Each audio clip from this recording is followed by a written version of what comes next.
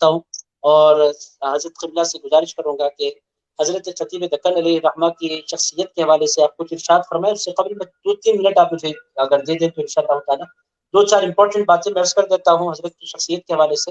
پھر انشاءاللہ تعالیٰ ہم گجرات کے سید زادے حضرت سید محمد علی قادری صاحب قدس اللہ العلی کی بارگاہ میں انشاءاللہ تعالیٰ حاضری لگائیں گے.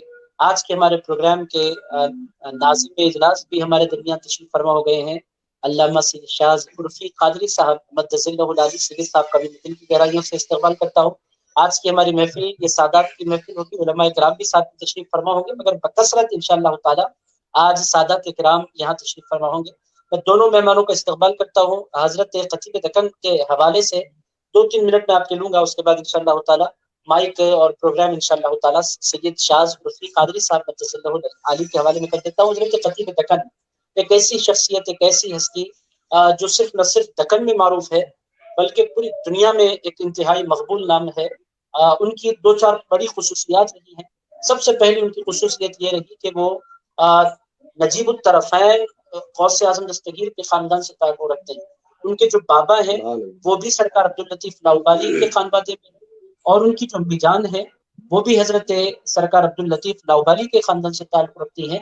اور حضرت عبداللطیف لاؤبالی چونکہ غوث اعظم دستگیر کے پوتے ہیں تو آپ ڈبل گیلانی, والد کی طرف سے بھی آپ گیلانی ہیں اور والدہ کی طرف سے بھی آپ گیلانی. یہ حضرت غوث اعظم, اسی لیے آپ دیکھیں گے حضرت خطیب دکن کی شخصیت کو جنہوں نے دیکھا ہے, جو ان کو جانتے ہیں پہچانتے ہیں, وہ اچھی طرح واقف ہیں کہ ان کی پوری زندگی حضور غوث اعظم دستگیر کی نسبت پر ناز کرتے ہوئے گزری. انہوں نے پوری اپنی زندگی بڑے پیر غوث اعظم دستگیر کی نسبتوں پر ناز کرتے ہوئے گزاری. تو حضرت خطیب دکن شہزاد غوث اعظم کی پہلی خصوصیت یہ ہے کہ ان کا بیک گراؤنڈ انتہائی ساؤنڈ. دوسری ان کی خصوصیت یہ ہے کہ وہ بحیثیت خطیب انہوں نے پوری دنیا میں اپنا لوہا منوایا. جب بھی انہوں نے اپنی بات رکھی بہت مؤثر انداز میں اپنی بات رکھی, اور جس بات کو انہوں نے حق سمجھا پھر اس کو پہنچانا لوگوں تک کہ انہوں نے اپنی ذمہ داری سمجھی زندگی پر. تیسری خصوصیت ان کی بے باکی تھی. جس محفل میں وہ تشریف لے جاتے تھے وہ پوری محفل کو اندر کنٹرول لے لیا کرتے تھے. پوری محفل ان کے کنٹرول میں. جب وہ جاتے کسی مقام پر کوئی بول نہیں پاتا تھا. یہ حضرت خطیب دکن علیہ رحمت الرضوان کی 3 خصوصیات ہیں. چوتھی بات میں عرض کروں گا کہ کچھ گناہگار پر بحیثیت بھانجا ان کی بڑی شفقتیں رہی, بڑی عنایتیں رہی, بڑی نوازشیں رہی. یہ چند پہلو ہیں. میں حضرت علامہ سید شاز عرفی قادری صاحب مدثر اللہ العلی سے گزارش کروں گا کہ آپ پروگرام کو کنٹینیو فرمائیں. السلام علیکم ورحمۃ اللہ وبرکاتہ. یہ میرے لیے بڑی خوش نصیبی کی بات کہ میرے بڑے مشفق و مہربان علامہ سید رضوان پاشا قادری لاؤبالی ادام اللہ فیہ وبرکاتہ نے مجھ ناچیز کو ایسی بابرکت محفل میں حاضری کا شرف عطا کیا. تو میں اس بات پہ مشکور ہوں کہ انہوں نے مجھے آج کی اس بابرکت محفل میں حاضری کا موقع عطا فرمایا. دعا ہے کہ اللہ کریم آج کی ہماری اس بابرکت حاضری کی شرکت کو اللہ کریم اپنی بارگاہ میں قبول فرمائے. اور سیدی خطیب دکن علیہ الرحمت والرضوان جس ذات کے اوپر آج گفتگو کرنے کے لیے دنیا بھر کے بڑے بڑے ناموں کو, چنندہ ناموں کو, اور میں یہ کہوں کہ چنندہ دماغوں کو ایک جگہ جمع کیا گیا ہے, یہ بڑی اچھی بات. اور انشاءاللہ الکریم آج خطیب دکن علیہ الرحمت والرضوان کی ذات اور ان کی زندگی کے گوشوں پر ملک ہندوستان اور بیرونی ممالک سے بھی کئی حضرات جوائن ہوں گے, تشریف لائیں گے, اور ان کی گفتگو سے ہم تمام جتنے ویورز ہوں گے, جتنے ناظرین ہوں گے, جو ابھی لائیو دیکھیں گے اور بعد میں یہ چیزیں جو سامنے آئیں گی, انشاءاللہ الکریم اس سے تمام کو استفادے کا موقع فراہم ہوگا.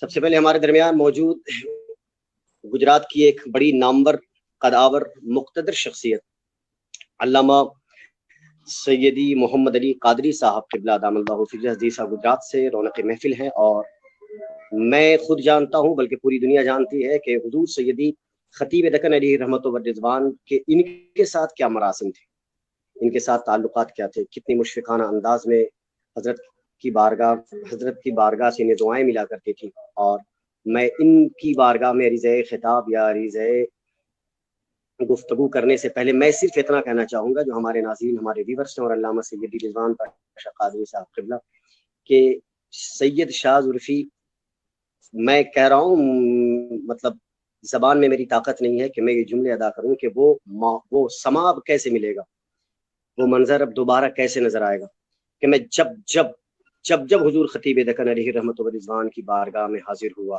کسی بھی محفل میں ہزاروں سینکڑوں لوگ موجود ہوا کرتے تھے، لیکن میرا دل اس بات کی گواہی دے رہا، اور جنہوں نے دیکھا وہ بھی اس بات کی گواہی دیں گے کہ ہزاروں مجمع میں بھی اگر ان کی نظر، مشفقانہ نظر مجھ پہ پڑ جاتی تھی تو ہاتھ باہیں پھیلا کر مجھے اپنے قریب کرتے تھے، سینے سے لگاتے تھے، پیشانی پہ روز کر دیتے تھے اور دعاؤں سے نوازا کرتے تھے۔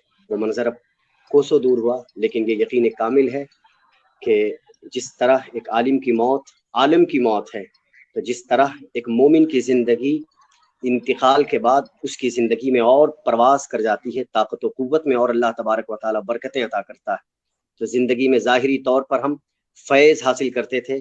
انشاءاللہ الکریم یقین کامل ہے کہ ولی جو ہوتا ہے وہ بھی غوث اعظم کے دربار، غوث اعظم کی بارگاہ کا خون، غوث اعظم کے دربار کا فیضان لٹانے والا انشاءاللہ الکریم بعد موت کے بھی ہم تمام ان کے فیوز و برکات سے بہرہبر ہوں گے اور مستفید ہوتے رہیں گے۔ چلتے ہیں علامہ سیدی محمد علی قادری صاحب جو گجرات سے نمائندگی کر رہے ہیں آج کی اس بابرکت محفل میں، علامہ سیدی رضوان پاشا قادری صاحب کی اجازت سے کہ ہم حضرت کی بارگاہ میں چلیں اور ان سے کچھ ایسی گفتگو سنیں جو ہمیں بھی چاہیے اور عوام جو یہ سن رہی ہے انہیں بھی چاہیے کہ اس گفتگو سے استفادہ کریں۔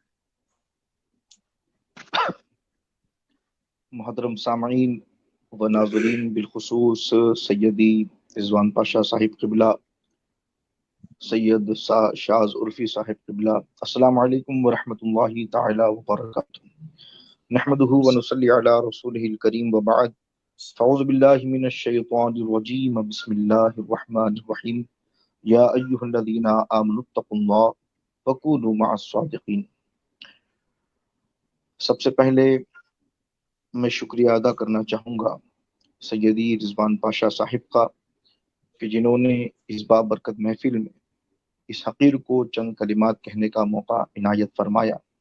میں اس قابل تو نہیں کہ ان کی محبتیں ہیں کہ آپ نے مجھے اس لائق سمجھا۔ آج ہم اور آپ ایک ایسی شخصیت کا ذکر کرنے کے لیے حاضر آئے ہیں جسے دنیا اور زمانہ خطیب دکن، اولاد غوث الاعظم، سیدی و مرشدی سید کاظم پاشا رحمۃ اللہ علیہ کے نام سے جانتا اور پہچانتا ہے۔ یقیناً اللہ رب العزت نے آپ کو بے شمار خصوصیات عطا فرمائی تھی، ہر خوبی آپ میں جمع تھی۔ آپ ایک سید زادے ہونے کے ساتھ ساتھ اللہ رب العزت نے آپ کو بے پناہ علم عطا فرمایا تھا، اور آپ محققانہ نظر رکھتے تھے۔ چونکہ وقت کی قلت دامنگیر ہے تو میں حضرت سے جو ہمارا رابطہ، جو محبتیں، جو شفقتیں حضرت کی رہی، میں اس پر روشنی ڈالنا چاہوں گا کہ عام طور پر ہم نے بہت سے سادات، بہت سے مشائخ، بہت سے علماء کو دیکھا ہے، ہر عالم، ہر شیخ ہمارے سر کا تاج ہے، لیکن حضرت کی شخصیت منفرد تھی۔ ہم نے عام طور پر دیکھا ہے کہ جب بھی کسی شیخ سے ہم ملاقات کرتے ہیں تو کئی چیزوں کا سامنا ہمیں کرنا پڑتا ہے، لیکن جب بھی سیدی کی بات آتی ہے اور جب بھی وہ لمحات، وہ پل ہمیں یاد آتے ہیں کہ جب بھی ہم حضرت سے ملاقات کیا کرتے تھے، اور چونکہ ہمارے بڑے ہیں تو ہم جیسے ہی مسافے کے لیے جھکتے تو آپ فوراً اپنی باہوں کو پھیلا لیا کرتے تھے اور کہتے، بیٹا تم سینے سے آگے لگا کرو، مسافہ بعد میں پہلے گلے ملا کرو۔ اور وہ شفقتیں اور وہ محبتیں ہوا کرتی تھی کہ ہمیشہ آپ نے ہمیں بیٹا کہہ کر ہی پکارا ہے۔ اور قبلہ میں کیا عرض کروں، جب بھی حضرت ہماری خانقاہ عالیہ قادریہ ڈیسا تشریف لاتے، ہم نے دیکھا ہے کہ بہت سے علماء آتے ہیں، آنے کے بعد فوراً دروازہ بند ہو جاتا ہے اور کہا جاتا ہے کہ جناب حضرت آرام کریں گے، سفر سے تھکے ہوئے آئے ہیں، بہت تھکان ہے، حضرت کو آرام کرنے دیجئے۔ مگر خطیب دکن کی جب بات آتی ہے تو میں نے خود دیکھا ہے کہ جب حضرت تشریف لاتے، ایک جمع غفیر ہوتا، کثیر تعداد میں لوگ آپ کی زیارت کے لیے کھڑے ہوتے، اور جو ہی ملاقات کے لیے کمرے میں تشریف لاتے، حضرت نے کبھی کسی کو دھتکارا نہیں، کبھی کسی کو منع نہیں فرمایا، اپنے خدام اور اپنے مریدوں سے کہتے کہ جو لوگ ملاقات کے لیے آ رہے ہیں انہیں آنے دیا جائے۔ یہ ایک بہت بڑی خصوصیت تھی، اور ہم نے جب بھی حضرت کی صحبت پائی، گھنٹوں بیٹھ کر باتیں کی، آپ کا اخلاق، آپ کی گفتگو، آپ کی شفقتوں کو ہم نے پایا۔ آپ ہمیشہ گفتگو فرماتے وقت اس بات کا خیال رکھتے کہ گفتگو کرنے کے ساتھ ساتھ وہ ہماری اصلاح بھی کریں۔ اور جب تک ہم خود منع نہیں کرتے، یہ عام طور پر ہم نے دیکھا ہے کہ 5-10 منٹ اگر کسی کو ملاقات کے لیے کوئی دیتا ہے تو سامنے سے وہ کہہ دیتے ہیں کہ جناب آپ کا وقت ختم ہوا، اب آپ اپنے یہاں چلے جائیے یا آپ اپنا رستہ لیجیے، جو بھی۔ لیکن حضرت کا معاملہ یہ تھا کہ جب تک ہم اپنے سے نہیں کہتے کہ حضرت اب ہمیں اجازت دیجیے، تب تک حضرت ہمیں اٹھنے کو نہیں فرماتے۔ اور کئی مرتبہ یہ ہوا کہ ہم بیٹھے رہتے اور کبھی ہمیں محسوس ہوتا کہ حضرت کا زیادہ وقت لے لیا، ہم اجازت طلب کرتے تو حضرت محبت کے ساتھ فرماتے کہ بیٹا بیٹھو، کچھ دیر اور بیٹھو، ابھی بہت سی باتیں کرنا باقی ہیں۔ یہ حضرت کے اخلاق تھے، یہ حضرت کی محبتیں تھیں، حضرت کی شفقتیں تھیں۔ اور جب بھی یہاں خانقاہ میں آنا ہوتا تو اکثر، چونکہ ہم نے بچپن ہی سے حضرت کو دیکھا ہے، میں اپنی زندگی کا ایک واقعہ عرض کرتا چلوں کہ میری عمر تقریباً 10-12 سال کی تھی، اور چونکہ اللہ رب العزت نے حضرت کو وہ شان اور وہ پرسنالٹی عطا فرمائی تھی، میں بہت چھوٹا تھا، دیکھ کر ڈر محسوس ہوتا تھا، قریب نہیں جاتا تھا۔ ایک پروگرام میں نے حضرت کے سامنے نعت شریف پڑھی اور پڑھ کر میں فوراً بیٹھ گیا۔ دوسرے ہی روز ہماری دعوت تھی، محبت کے ساتھ مجھے قریب بلایا اور کہتے ہیں بیٹا صرف آواز ہی سناؤ گے، کبھی آ کر ہمارے پاس بیٹھا بھی تو کرو۔ بہت کم عمر تھی میری، اور حب اہل بیت یہ دنیا جانتی ہے کہ آپ کتنے بڑے عاشق آل رسول تھے۔ ہمیشہ اہل بیت کا ذکر اور مولا کائنات کا ذکر آپ کھل کر ببانگ دوہل کیا کرتے تھے۔ آپ کبھی اسٹیج کی طرف نہیں دیکھتے، آپ کبھی ماحول کی طرف نہیں دیکھتے، جو حق ہوتا اسے لوگوں تک پہنچانے کی ہمیشہ کوشش کیا کرتے تھے۔ ایک مرتبہ ہم بیٹھے تھے، گفتگو ہو رہی تھی، حضرت ہماری اصلاح فرما رہے تھے، حضرت ہمیں کچھ سکھا رہے تھے۔ دوران گفتگو آپ نے اصلاح کے طور پر مجھ سے ایک بات کہی جس کو میں نے اسی دن سے گرا باندھ دیا، اور تب سے میں اس پر عمل کرنے لگ گیا۔ آپ نے مجھ سے بہت پیاری بات، جو ناظرین، جو سامعین، جو سماعت کر رہے ہیں، جو دیکھ رہے ہیں، وہ بھی اس بات کو ہمیشہ یاد رکھیں کہ حضرت نے مجھ سے فرمایا کہ بیٹا بے شک علی علی کرو، بے شک حسین حسین کرو، لیکن ساتھ ہی ساتھ یا غوث بھی کیا کرو۔ بیٹا غوث اعظم کی محبت اور ان کا ذکر تمہیں رافضیت سے بچا لے گا، اور علی کا ذکر تمہیں خارجیت اور ناصبیت سے بچا لے گا۔ تو اس دن سے میں نے یہ ذہن بنا لیا کہ اس دور پرفتن میں اگر اہل بیت کا ذکر کرنا ہے اور حق کو اگر ڈیلیور کرنا ہے، پہنچانا ہے، تو ایک ہی ٹریک پر نہیں چلنا ہے۔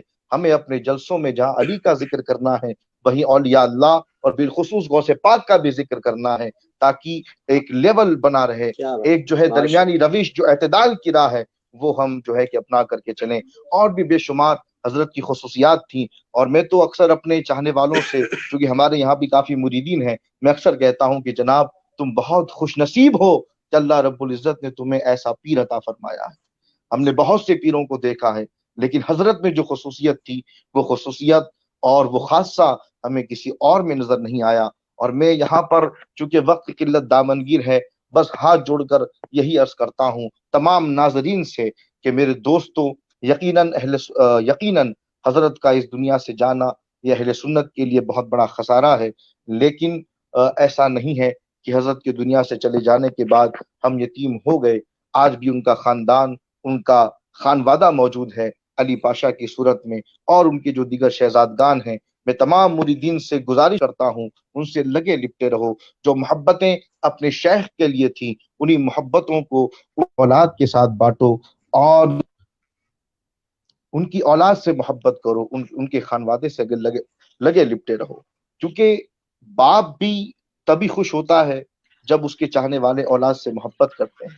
اور میں اس موقع پر سیدی علی پاشا اور ان کے جملہ خاندان کے غم میں، جو یہ ایک عظیم غم ان پر آن پڑا ہے، ہمارا پورا خاندان اور پورا پریوار، پورا خانوادہ ان کے غم میں شریک ہے۔ ہم دعا کرتے ہیں کہ اللہ رب العزت ان کے درجات کو بلند فرمائے، اور ان کے جملہ اہل خانہ اور ان کے تمام مریدین کو اللہ رب العزت صبر جمیل عطا فرمائے، ابر رحمت ان کے مرقد پر گہر باری کرے، حشر تک شان کریمی ناز برداری کرے۔ مختصر سے وقت میں جو کچھ بھی اس فقیر نے کہا، ذرہ برابر بھی کوئی کمی، کوئی گستاخی ہوئی ہو، مولا مجھے معاف فرمائے اور میری گفتگو کو اپنی بارگاہ میں قبول فرمائے۔ السلام علیکم ورحمۃ اللہ وبرکاتہ۔ السلام ورحمۃ اللہ وبرکاتہ۔ ماشاء اللہ الکریم۔ ناظرین، ہم سن رہے تھے سید محمد علی قادری صاحب، ڈیسا گجرات کی ایک بڑی نامور شخصیت اور بڑی عظیم شخصیت، بڑے عظیم خانوادے سے تعلق، جو حضور سیدی خطیب دکن علیہ رحمت و رضوان کے ساتھ گزرے ہوئے لمحات کے چند گوشوں پر روشنی ڈال رہے تھے۔ ویسے وہ ذات ایسی جو وقت انہوں نے گزارا ہے، اس ذات پر اگر یہ گفتگو کرنے بیٹھے تو یہ 15 منٹ میں ممکن ہی نہیں ہے، لیکن انہوں نے بہت مختصر سے وقت میں جامع گفتگو فرمائی۔ چونکہ ابھی بہت سارے مہمانان گرامی وقار موجود ہیں، ہمیں باری باری سے سبھی کو سماعت کرنا ہے اور ان کی گفتگو سے استفادہ کرنا ہے۔ حضور سید رضوان پاشا قادری صاحب